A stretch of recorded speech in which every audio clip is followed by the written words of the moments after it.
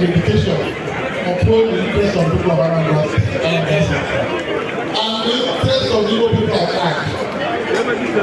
You are Jamaica, and we do this in the time of God. No of them can do it one. I know people. You will have another view. I got no idea. So can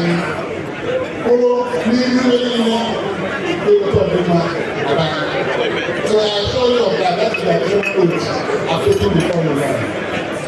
My relationship with people will be equal, and the solidarity will also be equal among our people. So I thank you very much. I'm not going to ask it. Always put me in your prayers. I'm a miracle product of God.